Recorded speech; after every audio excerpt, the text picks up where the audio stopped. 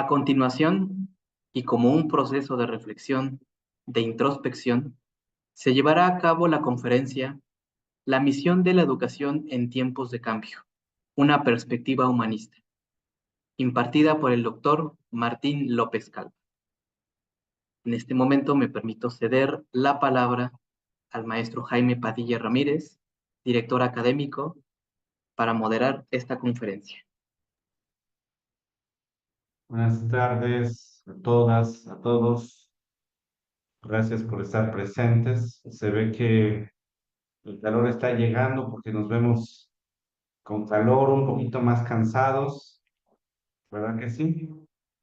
Pero se ven alegres. Me da mucho gusto verlos, mucho gusto verlas. Nuestro reconocimiento y profundo afecto a cada uno de ustedes. Es para mí un gusto, privilegio que abrazo con mucho cariño el presentar al maestro Martín López Calva, quien aceptó intervenir con una conferencia como parte de las actividades de la ceremonia de inauguración del ciclo escolar. Así que para aprovechar el tiempo, y si ustedes me lo permiten, lo voy a presentar. Es el doctor Juan Martín López Calva, es doctor en educación por la Universidad Autónoma de Tlaxcala. Eh, las áreas de interés y de su experiencia: educación humanista, educación y valores, ética profesional, pensamiento complejo. Realizó 2 estancias postdoctorales como Lonergan Fellow en el Lonergan Instituto de Boston College en el año de 1997 y en el año 2006.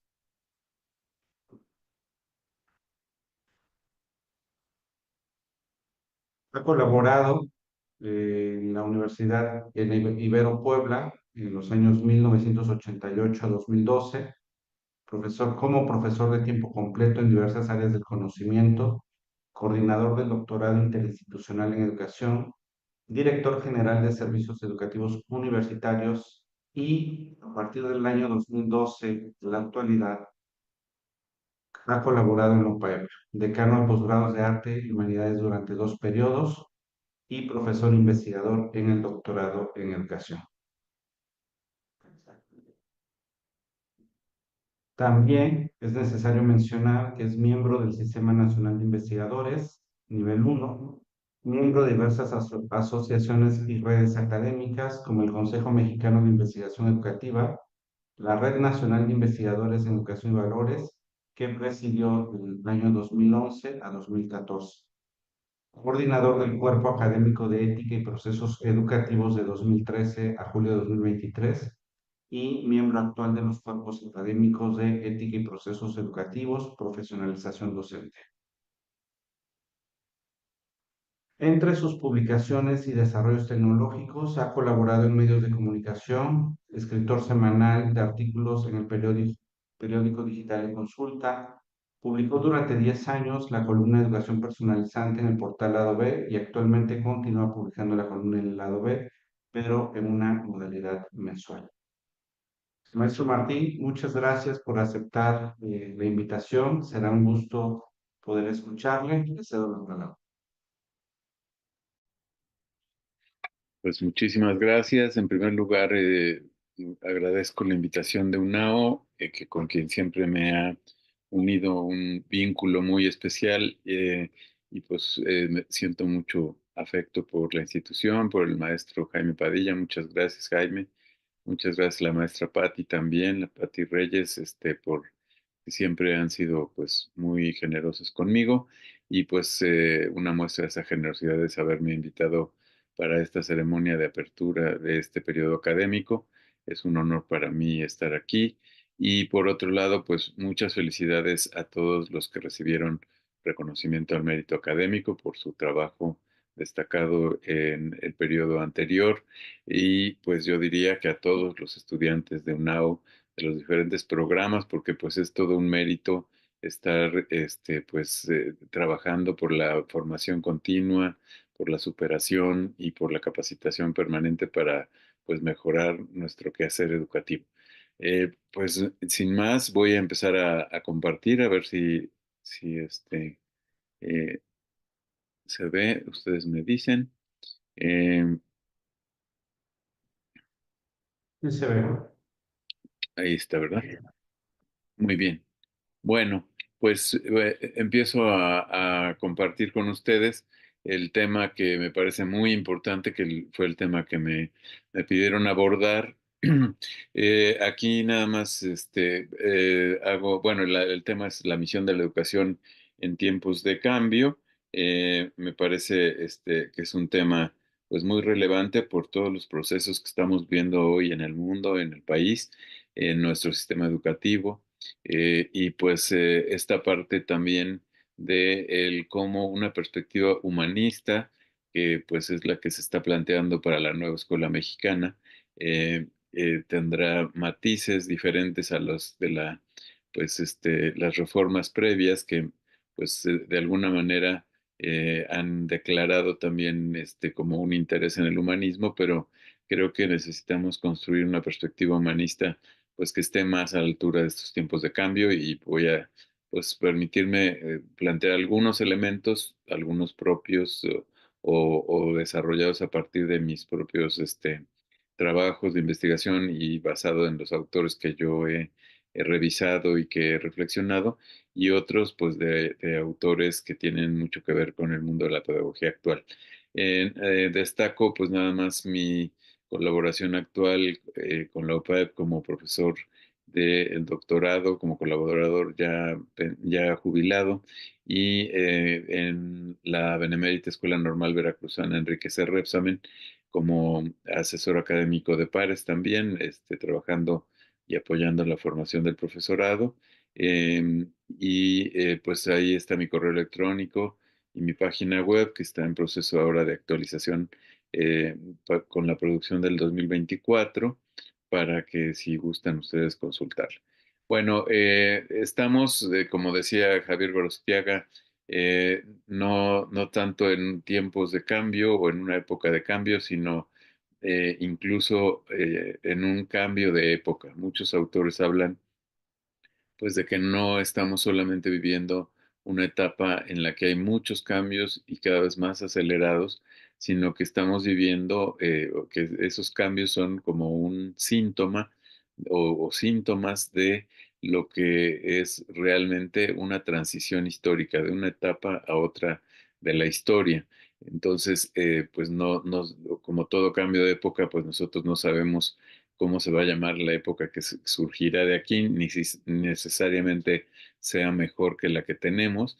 Estamos viendo muchos problemas, muchos debilidades, muchos crisis en todos los ámbitos y entonces creo que pues habría que trabajar como educadores para que este cambio de época dé origen, dé a luz, digamos, una nueva época mucho mejor en términos de humanización que las que hemos vivido previamente en la historia. Sin embargo, pues estamos en una época de crisis y dice Adela Cortina, más que hablar de moralidad o inmoralidad, habría que hablar de alta moral o de desmoralización.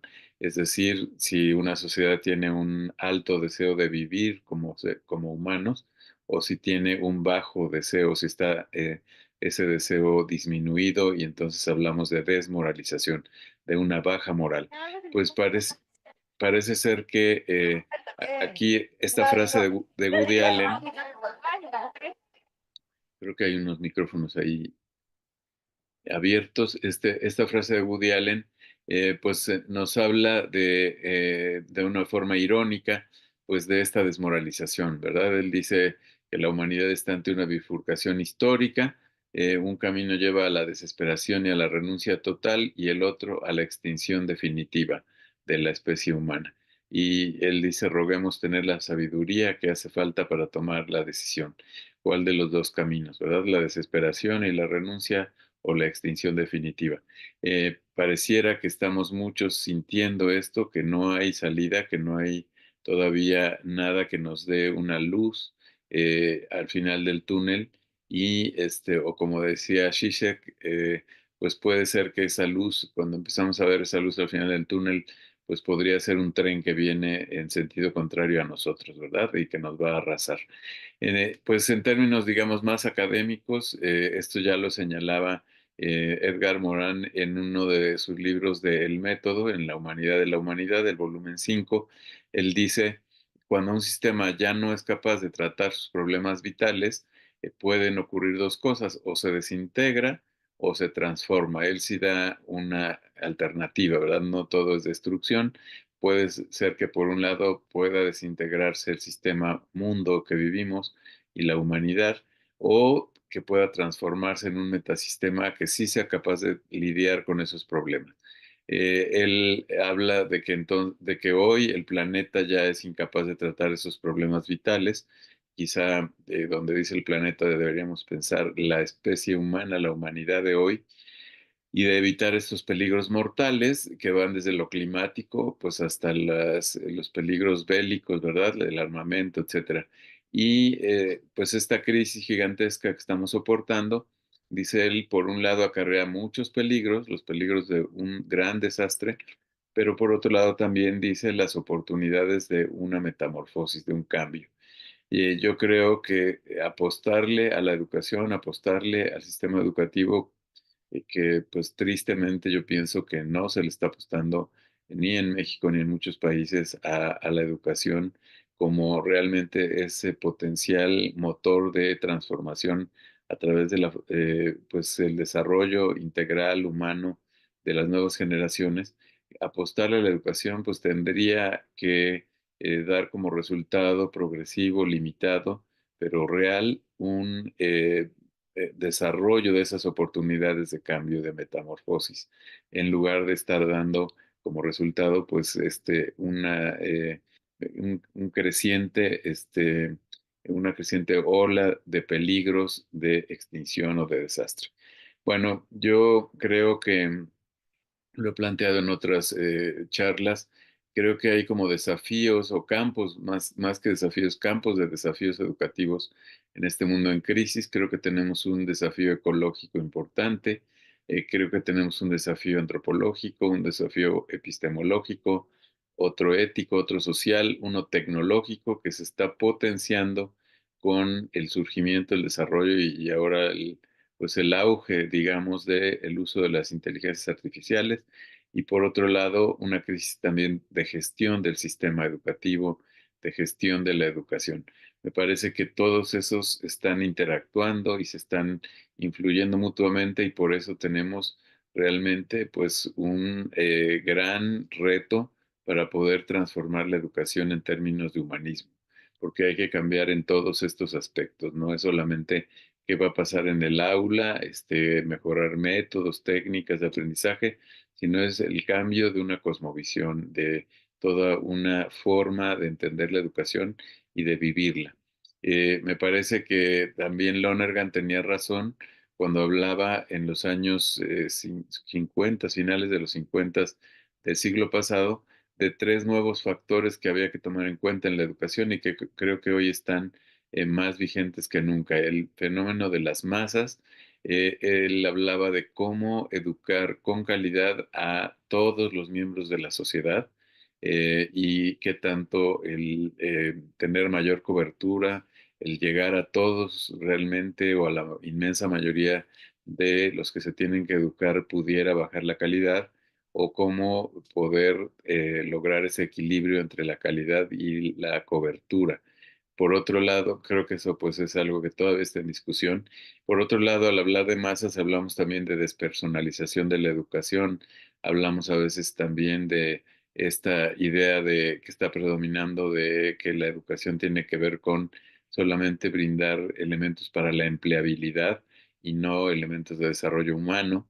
Y también creo que en el fenómeno de masas estamos hablando también pues de esta polarización creciente social que se da muchas veces desde el anonimato o desde la virtualidad. En redes sociales nos atrevemos a escribir cosas y a decir cosas que cara a cara no nos atreveríamos a decir. Por otro lado está el fenómeno del nuevo aprendizaje. El nuevo aprendiz, dice Lonergan, pues tiene nuevas disposiciones, intereses, esquemas, preguntas dice Lonergan, no se trata solo de una acumulación de más conocimientos, de más conceptos, sino que es una forma diferente de entender el mundo, lo que hay que aprender hoy. Y por otro lado, pues eso implica que los docentes tendríamos que ser curadores de contenidos, como los curadores de los museos, ¿verdad? Que diseñan la experiencia que quieren que viva el que visita una exposición, el que visita una sala de un museo, contra la visión tradicional de transmisión de información que desgraciadamente sigue predominando. Por otro lado, cómo integramos lo socioemocional, lo ético, lo estético, lo espiritual en el sentido amplio, no necesariamente relacionado con una o varias religiones, sino la dimensión espiritual humana, cómo integramos también el fenómeno de las inteligencias artificiales y sus implicaciones en este nuevo aprendizaje. Pues ese es todo un reto. Y el tercer campo, el tercer factor es el de la especialización.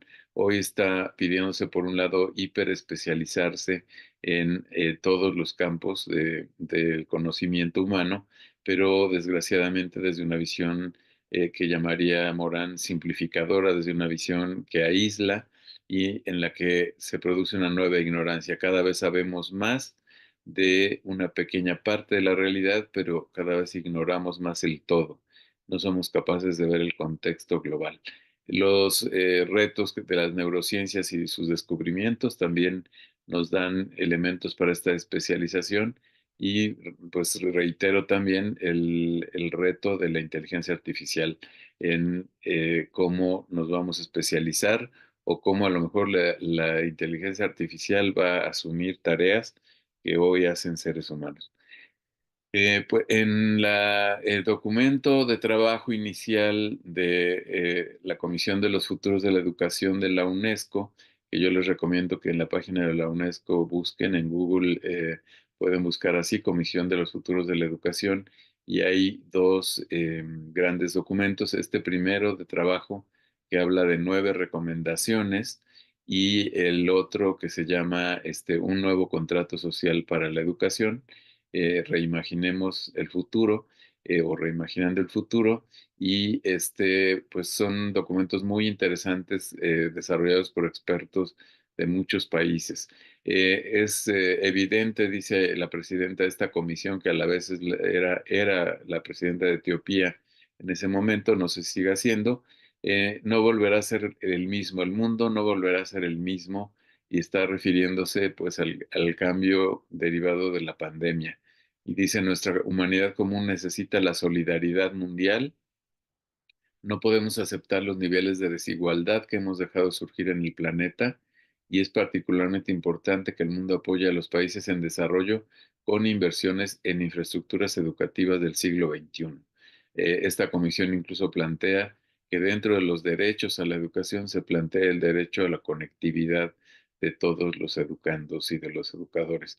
Me parece que allí hay que tomar en cuenta también este otro elemento, el de la desigualdad, y que habría que pensar cómo hacer para que la educación sea realmente ese combate a la fatalidad, esa antifatalidad que le llama Sabater, que hace que un niño no esté condenado si nace pobre a vivir una vida en pobreza y a que sus hijos sigan siendo pobres, sino que realmente se rompa con ese destino aparentemente inevitable, y parece ser que la educación hoy no está contribuyendo a eso, sino que pues al contrario, está haciendo más amplias las desigualdades.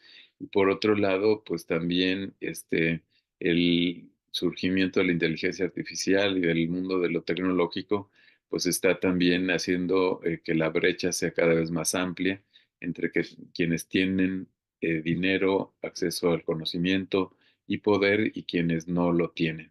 Em, pues se trata entonces de pensar que necesitamos, para hablar de una misión de la educación o de la escuela en esta época de cambios, hablar de un cambio de paradigma, no solo un cambio de programa. Dice Philippe Mérieux, que es un pedagogo francés, que estamos viviendo una situación inédita y que esta situación tiene que ver con la fragilidad de los seres humanos, que pues la redescubrimos con toda crudeza a partir de la pandemia, y la necesidad de la solidaridad entre los seres humanos y entre los seres humanos y el planeta, que parece ser que también fue algo que surgió de la pandemia, pero que quizás ya en la operación y en el regreso a la vida cotidiana se nos está olvidando. Estos fenómenos, dice Meirie, necesitan, están interpelando en profundidad a nuestros proyectos y sistemas educativos, por lo que no debemos responder solamente con cómo mejoramos nuestros servicios escolares, dice él, sino cómo repensamos la misión de la educación y de la escuela. Ese es el tema, de hecho, pues de esta charla, ¿no? Cómo repensar esa misión de la educación y de la escuela y no solamente el mejorar la calidad de los servicios que damos como educadores o como escuelas. En este cambio de paradigma, que es el replantear la misión, pues ahí la Comisión de los Futuros de la Educación en el documento final, el de un nuevo contrato social, habla de la importancia que tiene defender a la escuela como espacio físico de encuentro y de socialización, y que la tecnología sea solamente un apoyo, pero que no sea sustituto de la escuela como un espacio en donde se aprenden modelos de convivencia presencialmente en el cara a cara con los demás. Y me parece que esa parte es muy importante porque además dicen, claro que tiene que ser un espacio de socialización la escuela, repensado, reimaginado y replanteado, reestructurado. Pues creo que hay tres grandes respuestas en esta época de cambios o este cambio de época. En la urgencia del cambio, pues hay una respuesta mediática que pues yo le pongo aquí No miren arriba, como la película esta famosa que hubo sobre el fin del mundo. Otra es un cambio programático solamente, como decía yo en la lámina anterior. Es una respuesta técnica, parcial, pero incompleta, insuficiente, claramente, o un cambio paradigmático que sería una respuesta ecológica, cómo respondemos con una nueva ecología del aprendizaje para los retos de este mundo en cambio. Entonces, bueno, la respuesta mediática pues tiene que ver con intoxicarnos de información, con esta especie de pandemia de la información en exceso, que es como una nueva enfermedad que a través de las redes sociales, de las plataformas, tecnológicas de la Internet, pues estamos todos sufriendo y padeciendo y pues de alguna manera nos está esclavizando a todos. Por otro lado, las redes sociales se vuelven a veces y los medios en sí, pues distractores de la realidad de emergencia humana, porque nos van trivializando la vida, de repente ya vemos con normalidad y a través de memes, con humor, cosas que son verdaderamente trágicas, que deberían preocuparnos, que deberían hacernos pues movilizar para responder a esas realidades de violencia, esas realidades de muerte, esas realidades de pobreza, de desigualdad, de abuso, de exclusión, de racismo, etcétera. Y por otro lado se va banalizando y se va normalizando ese pues hacer del mal, y entonces pues caemos en esto de ver como natural el que haya violencia de género, el que haya feminicidios, el que haya crimen organizado, etcétera, etcétera. Y pues se nos vende una civilización del espectáculo, diría Mario Vargas Llosa, una civilización en la que estamos entretenidos viendo los shows, los chismes de los artistas, etcétera, pero nos están distrayendo de los verdaderos problemas humanos. La segunda respuesta pues tiene que ver con una respuesta técnica que de alguna manera lo que dice es, pues necesitamos cambiar de currículum, de planes de estudio, cambiar de métodos de enseñanza, cambiar de enfoques, pero no cambiar de fondo lo que entendemos por educación. Y esta demanda social muchas veces conlleva lo que Hortal llama como una sobrecarga de responsabilidades a la escuela. Dice Hortal, cada vez que algo no funciona en la sociedad, se pretende que sea la escuela la que lo haga funcionar, y más ahora que de pronto la familia pues está viviendo también una crisis y parece como delegar todo a la escuela, ¿no? Entonces, si hay desigualdades sociales, tendríamos que pensar en educación compensatoria. Si está el problema del tráfico, una educación vial. Si hay problemas de medio ambiente, pues una educación ecológica. Si está la sexualidad, con muchas problemáticas, pues la educación sexual. Y así todos los problemas que van surgiendo, pues se le pide a la escuela que los vaya atendiendo y a veces pareciera que solo es ir sumando asignaturas y haciendo que los currículos queden sobrecargados. Pero dice Augusto Hortal, la escuela no puede suplir a la familia ni las carencias sociales. Lo que la familia, él ahí parafrasea la famosa cita de la Universidad de Salamanca, él dice lo que la familia no da o lo que la sociedad no da, la escuela no lo puede prestar a un niño o a una niña. Entonces, eh, ahí, pues César Cole refuerza diciendo, actualmente la educación no la da solo la escuela, en muchos casos la que menos da es la escuela, sino más bien la sociedad a través de los medios, las plataformas, los teléfonos celulares y todos los dispositivos.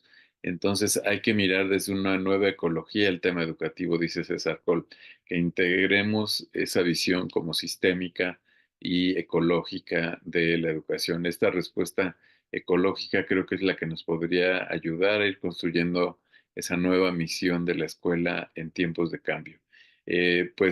Ahí César Cole habla de una nueva ecología del aprendizaje. ¿Cómo hacemos un ambiente de aprendizaje en el que se integre en red pues todos los ambientes en los que los niños están viviendo?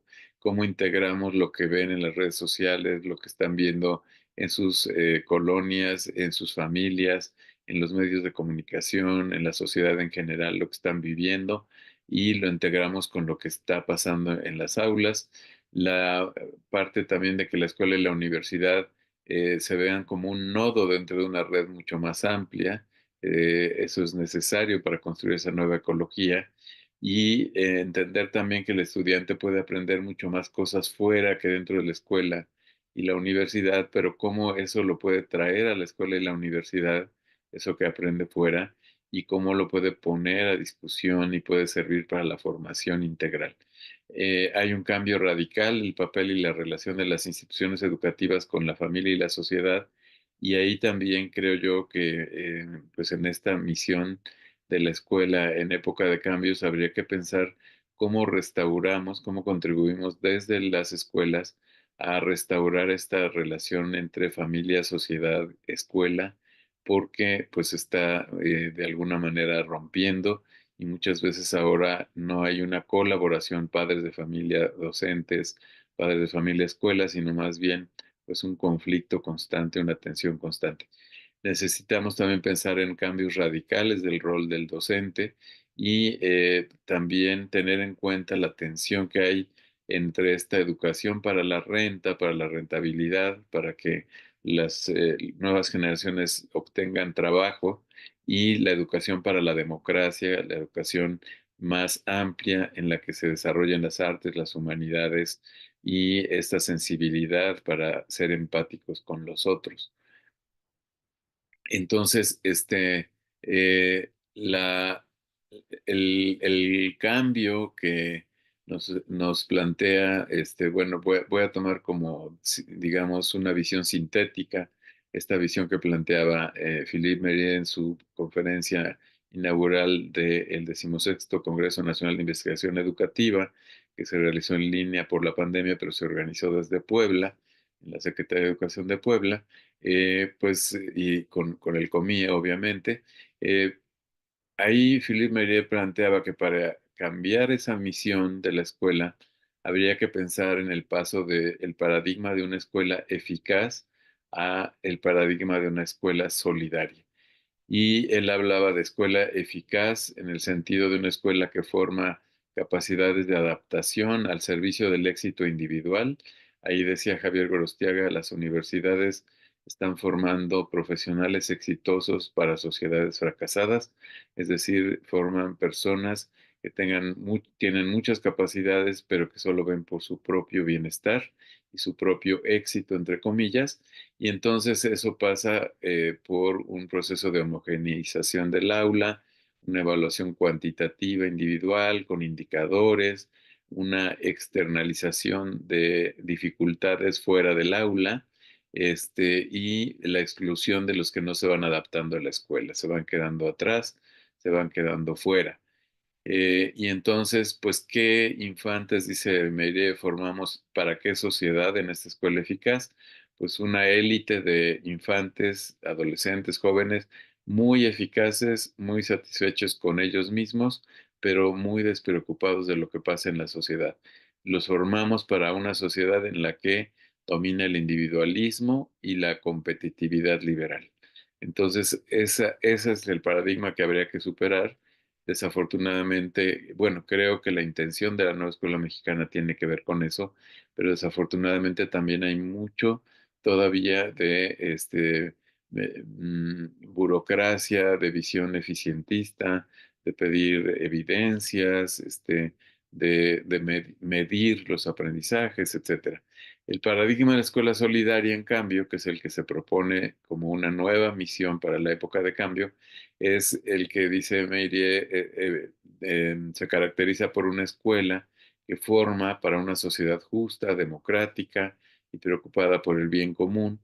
Por lo tanto, pues tiene escuelas que se vuelven un espacio de ralentización, le llaman hoy slow learning o aprendizaje lento, así como hay ahora un movimiento de comidas lentas en contraposición a la comida rápida que estamos recibiendo como influencia de Estados Unidos, pues así también una educación lenta, una educación que dé tiempos a la asimilación, a la profundización, en lugar de tener que terminar programas llenos de conceptos que muchas veces no son entendidos, no son asimilados y no resultan significativos ni redundan en un aprendizaje profundo del estudiante.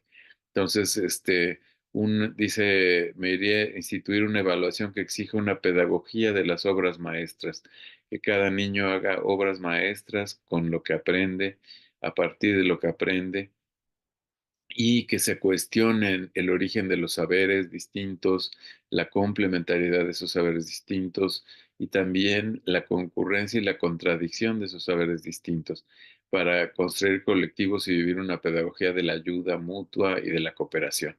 ¿Qué infantes forman para qué sociedad esta escuela solidaria?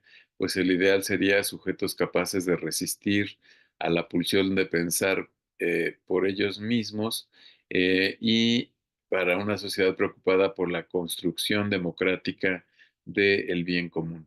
Perdón, sujetos capaces de resistir a la pulsión y de pensar por ellos mismos, ¿no? O sea, en lugar de dejarse llevar por esa visión de intereses egoístas, pensar por sí mismos, ¿no? Y para una sociedad que se preocupe por la democracia y el bien común. Pues esta es la propuesta de medida que tendría, según yo, tres niveles de aterrizaje.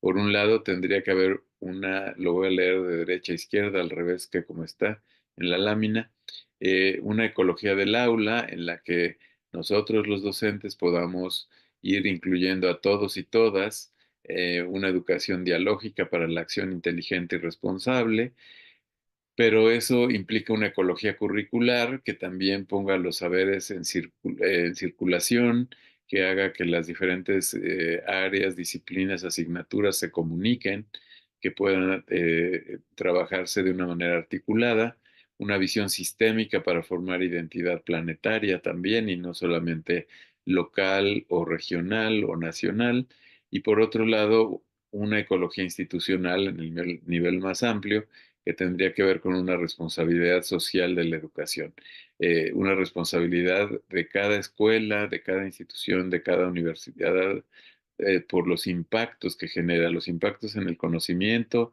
los impactos ecológicos, los impactos laborales, los impactos sociales, culturales que genera la institución escolar o universitaria y cómo nos hacemos responsables eh, de esos impactos, ¿no? Para una nueva ecología escolar.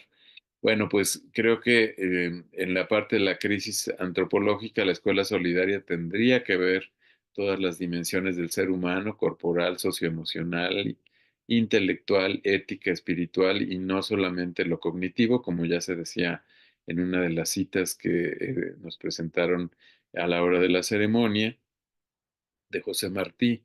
No es solamente buscar los conceptos, lo cognitivo, sino educar a toda la persona. Por otro lado, también en la parte de epistemología y de ética, pues asumir que el educando, por más pequeño que sea, es un ser humano que busca conocimiento, conocimiento que tenga sustento, que tenga fundamento, y por otro lado, que busca valor, que busca el bien, que busca el ir realizando progresivamente un bienestar personal, familiar, comunitario, social y también planetario. Eh, Habría que asumir esto en la crisis epistemológica y ética, digamos, para responder a esa crisis. Y por otro lado, también asumir, pues desde este esquema de la dialéctica progreso-decadencia de Lonergan, la idea de que impulsemos desde la escuela el proceso de entendimiento y reflexión crítica sobre la situación actual para decidir de manera responsable acciones comprometidas que mejoren esas situaciones y no lo que está pasando muchas veces hoy, que es el predominio de los intereses personales o de grupo, la cerrazón a entender la realidad y a pensarla críticamente, que genera decisiones irresponsables, acciones interesadas y empeora progresivamente las cosas. Siempre hay una dosis de ambos lados, de ambos ciclos, pero creo que hoy está predominando el ciclo de la declinación, de la decadencia, y habría que impulsar desde esta nueva escuela el ciclo de la mejora y del desarrollo. Por otro lado, hay una crisis de gestión. Curiosamente, hoy se habla en la nueva escuela mexicana de eh, mucha mayor libertad del docente para hacer ya sus programas analíticos, para que ellos vayan decidiendo también, diseñando sus casos, sus problemas para el aprendizaje de los alumnos. Pero por otro lado, seguimos teniendo un sistema educativo que yo veo que va en una tendencia contraria, que es el control vertical, otra vez, una especie de neocorporativismo. Lo estamos viendo ahora cuando el líder del CENTE ha declarado, a lo mejor me metan líos ahora al mencionar esto, pero pues que va a afiliar a 1 millón de profesores a Morena, ¿verdad? Bueno, pareciera como que hay un nuevo pacto corporativo para que a los maestros se les ve como, pues simplemente como objetos que se pueden manipular, integrar, pues al grupo en el poder que corresponda, así como en otros tiempos se hacía también con los otros grupos que previamente tuvieron el poder, una gran centralización de las decisiones, una obediencia, una petición de evidencias, de cumplimientos, que nos hacen un sistema educativo totalmente piramidal, vertical, ¿no? No podemos tomar muchas decisiones porque todo tiene que ir hacia arriba en el sistema. En cambio, pues necesitaríamos ir hacia una mayor complejidad del sistema educativo, un sistema educativo policéntrico, creativo, proactivo, corresponsable, con sentido de pertenencia, en el que todos nos sintamos parte y podamos proponer elementos para su transformación y en el que se nos escuche a todos y a todas, a las mayorías y a las minorías, a los que piensan distinto, para que de la diversidad surja cosas nuevas y creativas. Entonces, esta parte tiene que ver, o se puede ir sintetizando ya para ir aterrizando la charla en la misión del educador en la escuela solidaria. Meire plantea que la nueva escuela para esta nueva realidad de cambio tendría que hacer que el docente haga transitar a los educandos del deseo de saber al deseo de aprender. Porque dice él que no es lo mismo, dice él, el deseo de saber es deseo de saber ahorita en este momento, con los menores esfuerzos intelectuales posibles, para acceder a una certeza que me satisfaga y contentarme con nombrar, clasificar y reproducir esquemas preestablecidos, yuxtaponiendo conocimientos puntuales y declarativos y viendo al mundo como en categorías ya de dogmas fijados. En cambio, el deseo de aprender, pues es tomarse el tiempo para poner en suspenso la validez del acto y poner en cuestión nuestras representaciones, comprometerse con un proceso de investigación, de interrogación, de documentación, de confrontación de lo que se va aprendiendo, para hacer dialogar nuestras convicciones y conocimientos y estar siempre a la búsqueda de una mayor precisión, de una mayor verdad, buscando comprender cómo funciona un sistema, identificando las relaciones entre los distintos elementos, construyendo saberes elaborados que articulan conceptos y aprenden modelos, es decir, viendo al mundo como un ecosistema en devenir y no como este conjunto de dogmas y principios ya preestablecidos, ¿no?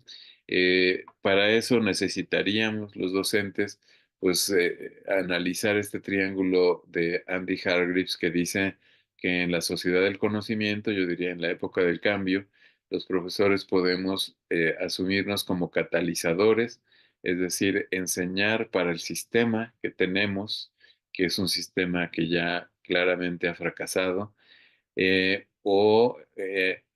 asumirnos como víctimas del sistema y decir, pues realmente no puedo hacer gran cosa, voy a hacer mi trabajo, pero pues el sistema es tan poderoso que no puedo yo transformar la mente, el corazón de un niño o una niña para que piense por sí mismo, para que sea capaz de ser creativo y que vaya más allá.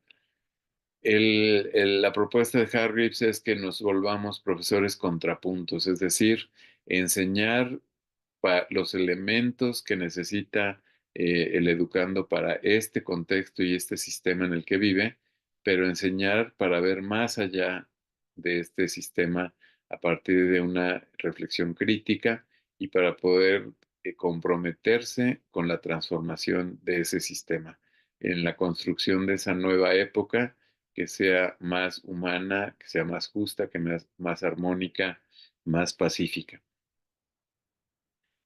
Eh, yo podría decir que en síntesis asumo lo que Meirier propone como y diría yo que la doble misión de la escuela, pues es esto que él propone, que es apostar porque la educación puede hacer algo para ayudarnos y avanzar hacia una mayor democracia, pero él dice la democracia auténtica requiere de dos formas de aprendizaje en las que la escuela puede desempeñar un papel esencial.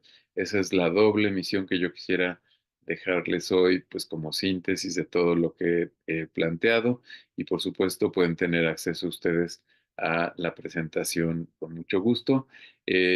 Por un lado, dice Merie, formar personas que sean capaces de pensar por sí mismas. ¿Cómo hacemos que nuestros educandos desarrollen esa capacidad de pensar por sí mismos? Y por otro lado, ¿cómo hacemos una escuela, un proceso educativo que construya, que haga que los alumnos puedan ir construyendo a partir de lo común? Cómo en lugar de separar y polarizar, los llevamos a construir a partir de lo común, que en el fondo pues es lo humano que tiene eh, mucho de lo que nos acerca, como ese deseo de conocer, ese deseo de aprender valor, ese deseo de vivir, ese deseo de fraternidad, de paz, de armonía, de religación, etcétera. Y pues en ese sentido yo en mi libro de Pensamiento Crítico y Creatividad en el Aula planteo que educar es enseñar a pensar y a tomar decisiones. Creo que tiene mucho que ver con esta doble misión que plantea Meiré, que es pensar por sí mismos y construir a partir de lo común. ¿Cómo hacemos para que los educandos puedan lograr esto? Pues para ello necesitamos transformarnos nosotros en nuestras prácticas, transformar también a la escuela y las estructuras educacionales que rigen a esa formación en la parte de educación formal, transformar también el ámbito familiar para que sea formador de pensadores por sí mismos y de gente solidaria y empática. Y por otro lado, transformar a la sociedad entera, porque como dice el proverbio africano, para educar a un niño se necesita de toda la tribu. Y me parece que la tribu humana hoy, la de los medios de comunicación, la de las redes sociales, la de las empresas, la de los medios, la de los gobiernos, la de la sociedad civil, están tan separadas, tan dispersas y necesitarían articularse para que junto con la escuela pues podamos construir esa nueva misión, esa misión distinta que nos haga que la nueva época realmente valga la pena y sea una época mucho más humana. Pues esto es lo que quería yo compartirles. Había yo calculado 40 minutos, me quedan 18 segundos y creo que pues me ajusté lo más que pude a este tiempo. Espero que haya dejado algunos elementos valiosos para la reflexión y para que si quieren después pues repasarlos con más calma, pues puedan tener elementos para su propia aplicación y transformación en sus propias prácticas educativas. Pues muchas gracias y no sé si haya planeado tiempo de diálogo o Sí, cedo la palabra aquí al maestro Jaime. gracias, maestro Martín. Por supuesto que vamos a abrir el foro.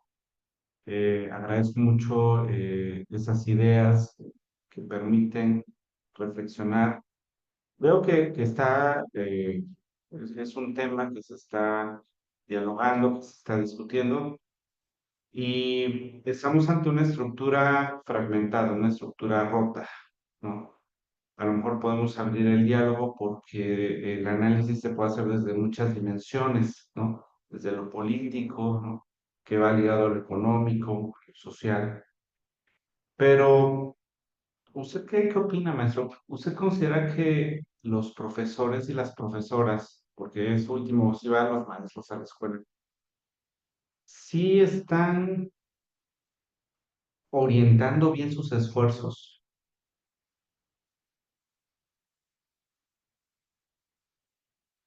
No, no les escuchamos, maestro. Apagué el micrófono, pero eh, yo creo que es muy interesante la pregunta y sería pues muy arriesgado generalizar, ¿no? Yo creo que sí, obviamente hay profesores que están muy orientados en sus esfuerzos, que hacen pues muchas cosas que tienen que ver con esta nueva misión, ¿no? Ya no es algo que esté descubriendo el hilo negro, yo creo que hay muchas cosas que ya los maestros, las maestras en muchos casos conocen y aplican o tratan de aplicar, pero también creo que hay muchos otros elementos, perdón, hay otros docentes pues que quizá más bien están todavía jugando el papel de catalizadores, diría Harry, del sistema, ¿no? Como de reproducción solamente del sistema y no de transformación. Y otros que a lo mejor, pues, con el peso de esta sociedad en la que la escuela y el docente pues va perdiendo a veces su estatus y de pronto ya incluso los padres de familia de pronto no tienen ese respeto y esa colaboración, esa solidaridad que había antes con el docente y con la escuela, pues a veces no dudo que haya también un buen número de docentes pues que se asuman más bien como víctimas del sistema y que digan pues no es posible, ya no creo que pueda yo transformar nada, pero bueno, sigo viniendo a trabajar porque tengo que cumplir este compromiso, ¿no? El sábado en una conferencia que organizamos con un profesor de la UAM Xochimilco, el doctor Antonio Paoli, que tiene un programa muy interesante que se llama Jugar y Vivir los Valores, y ahora se llama Jugar y Vivir los Valores y la Ciencia, y lo ha aplicado en primarias, empezó en la zona de conflicto en Chiapas y después se aplicó en todo el estado de Chiapas durante un tiempo en escuela primaria y empezaron también ya a aplicar un poco en secundaria, también en Ciudad de México, en algunas escuelas públicas. Pues él decía, una persona del público se levantó y dijo, fíjense que yo soy maestra jubilada y me da mucha tristeza que mi nieto me dice que su maestra les plantea cuando llega, odio venir a la escuela. Entonces, no, pues ejemplo y que qué ganas va a tener el niño de ir a la escuela si su maestra odia ir a la escuela, ¿no? Entonces, que no dudo que muchos profesores pues estén desgastados con este síndrome que llaman ahora de quemarse, ¿no? Del burnout, por tantas exigencias, tantas presiones y también de pronto por un poco apoyo, por parte de los padres de familia, de las mismas autoridades, de la sociedad en general que quizá no esté valorando ya tanto la escuela como se hacía en el pasado. Pero te repito, yo creo que sí hay mucho, yo doy clase de maestrías y doy charlas como esta para profesores y me doy cuenta de que hay muchos profesores comprometidos y que siguen creyendo en la educación como una herramienta muy potente de transformación. Es interesante, maestro, porque, por ejemplo, Sacristán, en la educación que aún es posible, él expresa que aunque hay distancias entre el profesorado, claro, él habla del profesorado de España, pero que cuando se juntan nos damos cuenta que vamos en la misma dirección, ¿no? O sea, aquí parece ser que tendríamos que apuntalar al problema que usted menciona de que en el modelo educativo se dice una cosa y que pareciera ser que está bien orientada, pero ya en la estructura, en el sistema educativo, hay como una fuerza, ¿no? Que como que van en contra, ¿no? O sea, que Sí. ideológicamente bien, pero ya al momento de operarlo, desde las políticas, la burocracia, hasta aterrizarlo a la escuela, como que hay un choque ahí importante, y pues los profesores, las profesoras quedan como a la deriva, ¿no? Pues por cumplir moralmente, y luego a partir de su propio crecimiento, de su propia visión, la ética, ¿no? O sea, ya están un poco desgastados. Maestros, maestros, ¿alguien quiere comentar algo, preguntar? ¿Cómo están? Cansados. A ver, ya la mayoría se fue por unos tacos. Yo veo que apagaron sus cámaras. Están echando unos taquitos. ¿Qué están comiendo? A ver. Pero yo cuando soy así apago mi cámara porque voy a echar un bocadito también, ¿no? O sea, ya conozco esa. A ver, ¿quién quiere preguntar algo, comentar algo con relación a lo que se ha presentado?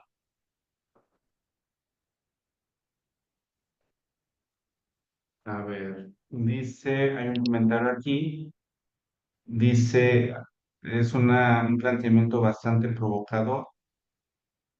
¿Será efectivo, será buena opción afiliarse al partido? A futuro encontraremos un beneficio a favor de los NNA. Una disculpa, ya casi llego a mi casa. Te disculpamos, profesora.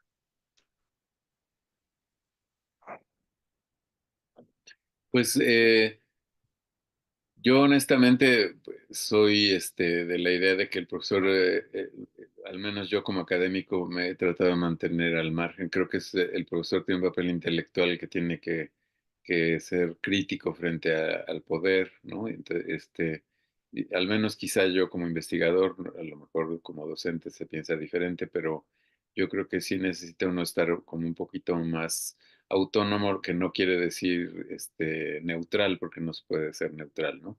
Pero yo creo que ya el afiliarse a un partido, sea este o sea el antiguo PRI o el PAN o cualquier otro, que bueno, ya casi ni existen, pues realmente ya da como un sesgo, ¿no? Al profesor y pudiera pues ser riesgoso para su objetividad y para su trabajo más independiente. Pero bueno, esa es una opinión personal. Lo que yo sí diría es que si un profesor eh, considera que es efectivo o buena opción afiliarse al partido Morena o a cualquier otro partido, eh, pues lo tendría que decidir por sí mismo. Y digamos, lo que yo veo cuestionable es que desde la cúpula quieran decir, bueno, vamos a convencer, entre comillas, y muchas veces eso se traduce en presionar más que en convencer,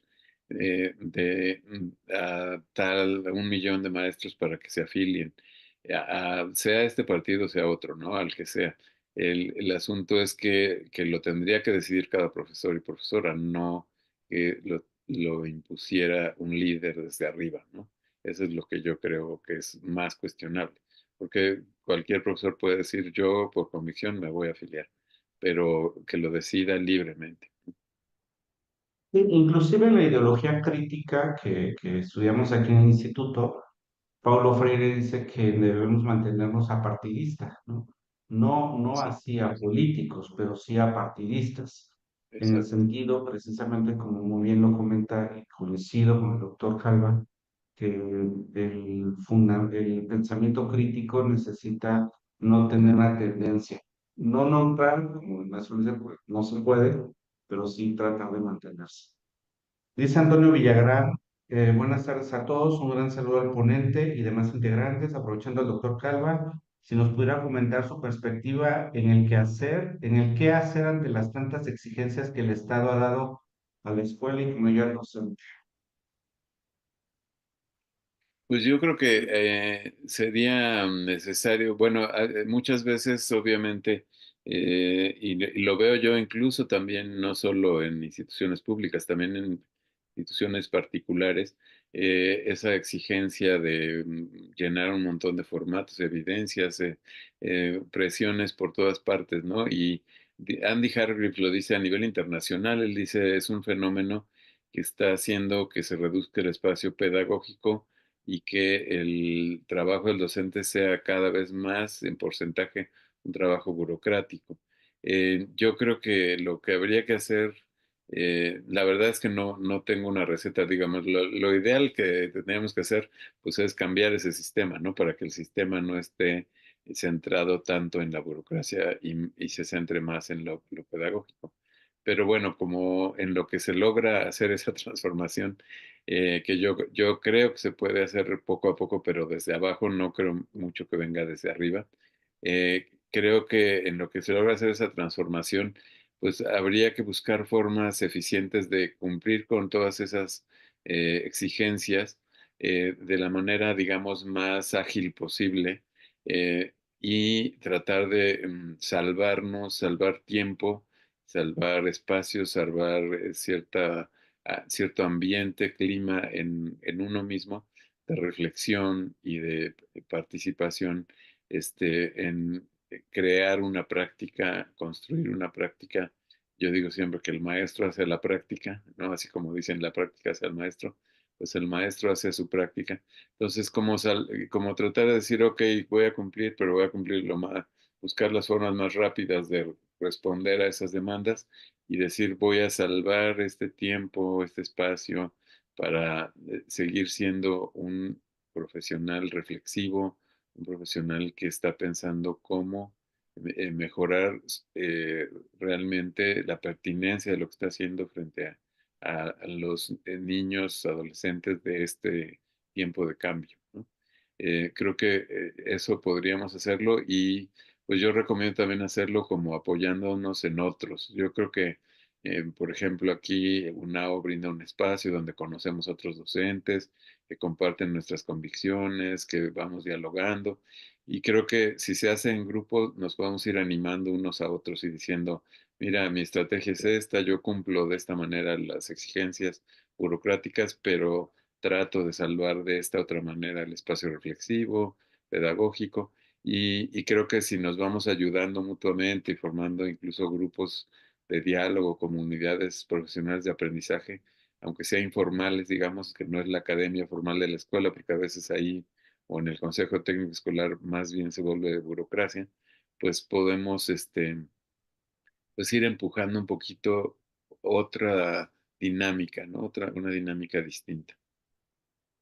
Como dicen por Sé ahí, que es dar a muy César difícil. lo que es de César. Exacto, exacto. Es muy complejo, ¿no, maestro? Pero creo que ahí, pese a las vicisitudes que pudieran presentarse, tratar de salvaguardar la naturaleza de nuestra labor, ¿no? Exacto. De nuestra labor docente. Qué complejo. ¿Cómo vamos, profesores, profesoras? ¿Alguna otra pregunta? Vamos cerrando. La maestra Marilena nada más dice sí, pero no sé si otra pregunta o vamos cerrando. Ok, perfecto. Bueno, entonces, agradezco profundamente a Ayuso. Una pregunta al doctor, ¿qué pasa con la NEM? Es decir, ¿es funcional o no? ¿O qué se puede hacer para llegar a los objetivos que plantea? Me da temor porque muchas veces uno se va adaptando apenas al cambio y ya luego viene otra transformación. Sí, pues ahí un autor de innovación educativa, catalán, Carbonell, dice que un obstáculo de la innovación educativa es lo que él llama el cansancio de las reformas, porque dice los docentes están pues ya muy agotados de que viene un gobierno y hace una reforma educativa, pasa un tiempo y cuando ya está uno más o menos tomando el hilo de esa reforma, todavía ni siquiera se evalúa a veces y bueno, viene otro y propone otra reforma. Y entonces vamos como cayendo en la idea de, bueno, ¿para qué me meto de fondo en este modelo si me va a llegar otro después?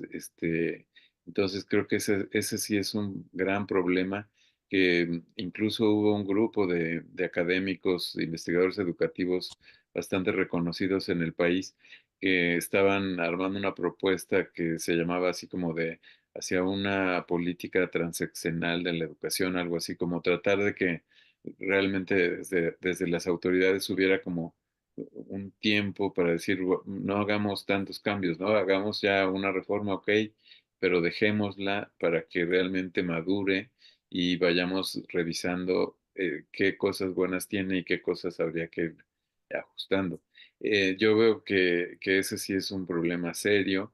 Y por otro lado, lo que el doctor Gil Antón también decía respecto a las reformas es que pues a veces se piensa que se construye la reforma, se hacen los grandes documentos y que reuniendo a los profesores una semana antes de empezar clases para capacitarlos, ya ellos van a dominar ese nuevo modelo y esa reforma y lo van a instrumentar al pie de la letra, ¿no? Y bueno, siempre ahí obviamente no es algo que se pueda improvisar, así una capacitación rápida para que se vaya haciendo. Yo creo que la nueva escuela mexicana, como todas las reformas, tiene cosas pues muy buenas, muy interesantes. Entre otras, por ejemplo, el tratar de fomentar un poco más la interdisciplina en lugar de pensar en asignaturas aisladas, en la parte de pensar pues en trabajar por casos, por problemas, etcétera. Me parece que le daría cierta mayor autonomía al docente, pero el problema es que decíamos en lo burocrático, por otro lado, parece contradecirse, ¿no? Porque le está pidiendo demasiadas cosas administrativas al profesor. Pero digamos, creo que tiene cosas buenas y cosas que habría que ir definiendo mejor, cosas que habría que ir aterrizando más. Yo le veo un riesgo también en el mismo nombre de Nueva Escuela Mexicana, como de cerrarnos al mundo. Me parece que sí está habiendo una tendencia ahora otra vez a cerrarnos en nuestras propias culturas, en nuestras propias comunidades y países, ante el fracaso de esa globalización económica salvaje que hubo. Pero yo creo que, como dice Edgar Morán, el ala humanista de la globalización, de los derechos humanos, de la globalización de la democracia, de la globalización de la paz, etcétera, esa habría que impulsarla y no tendríamos que pensar en una escuela, digamos, que solo vea por su comunidad cercana o la comunidad nacional, sino que desde la comunidad nacional vea también al mundo, se inserte en el mundo. Pero bueno, esas son cosas que habría que ir viendo, ¿no? Hay cosas, como digo, cosas muy buenas, cosas que hay que definir más, cosas que a lo mejor son ciertas limitaciones, como esta última que señalo, pero me parece que lo importante sería esto final, ¿no? Que decía quien preguntaba, pues cómo tratar de no hacer tantos cambios, ¿no? Que de repente, ya estamos en marcha, ya estamos empezando a entenderle y de pronto nos cambian otra vez la jugada. Excelente. Pues de 1917 a la fecha llevamos casi más de 250 reformas a la Constitución Política, de las cuales ya vamos para 2 decenas en materia educativa. Creo que sí sería importante que llegara un gobierno consciente, en lugar de hacer políticas que favorezcan los intereses, en realizar políticas de Estado, ¿no? Exacto. Y quien venga, no que las cambie, sino que las vaya evolucionando, que las vaya mejorando.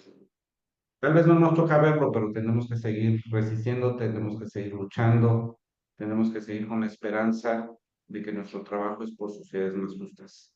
Agradezco, maestro Martín, profundamente, a nombre de quienes somos parte del Instituto Universitario Antequera de Oaxaca, la oportunidad de escucharlo en este importante tema que permite reflexionar, que permite inclusive cuestionar nuestra visión de lo que estamos haciendo con relación a la educación, con relación a nuestras pedagogías. Así que si usted me lo permite, maestro, a nombre del instituto, quiero hacer lectura del reconocimiento al doctor Juan Martín López Calva por impartir la conferencia La misión de la educación en tiempos de cambio, una perspectiva humanista, en el marco de la ceremonia de inauguración del ciclo escolar enero-junio 2025. Oaxaca de Juárez, Oaxaca, con fecha de hoy. Muchas gracias, estimado maestro Martín. Al contrario, muchísimas gracias.